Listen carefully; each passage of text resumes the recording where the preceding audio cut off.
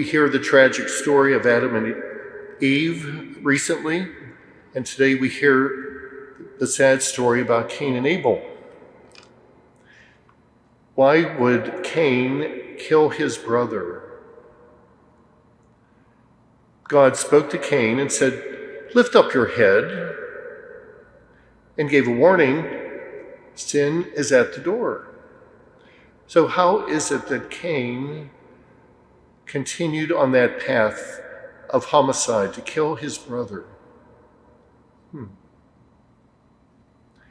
Well, if we look back to Adam and Eve, we see how they had perfect freedom.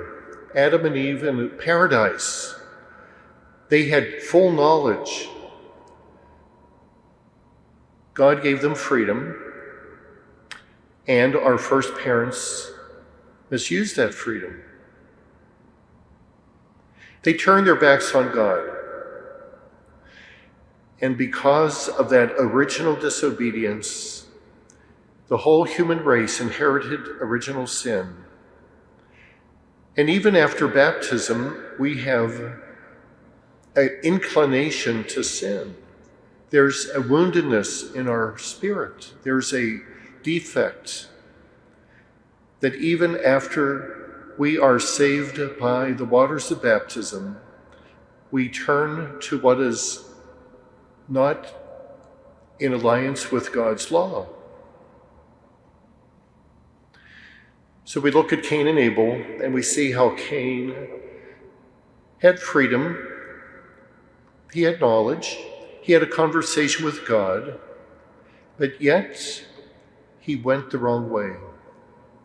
He went against natural law.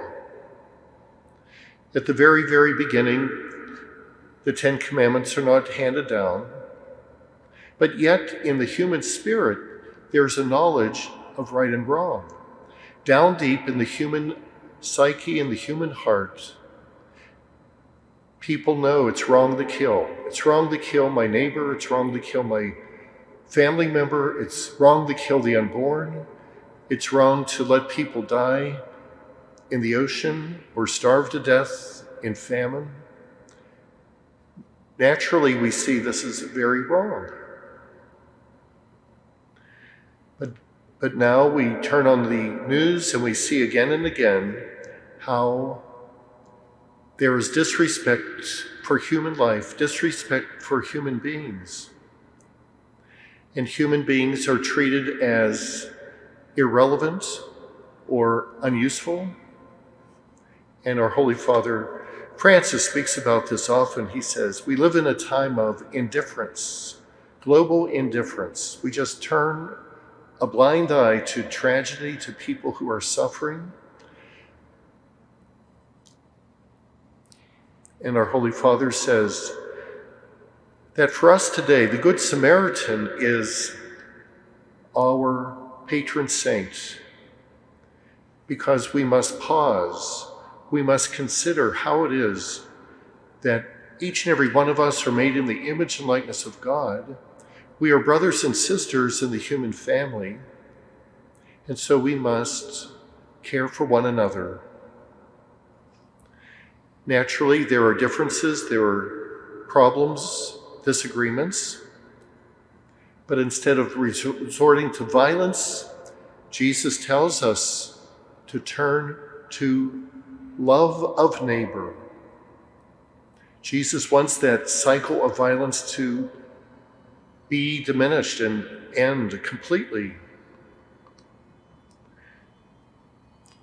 And so that's the challenge for us today in our everyday interactions. And we pray for peace. We pray for peace between nations. We pray for peace in our neighborhoods. We pray for an end of violence in our own neighborhoods and in every place around the world.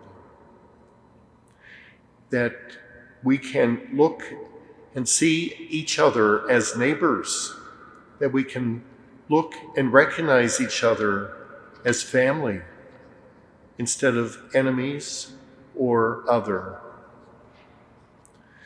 So we continue to struggle with this defect in our human nature.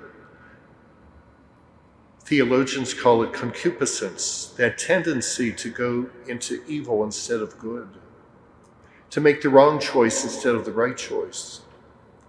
But with God's grace, with the sacraments, with the sacrament of penance, with many prayers and holy hours and devotions, we can continue to grow as children of God, to bring the message of Jesus into the world as he commands us, love one another as I have loved you.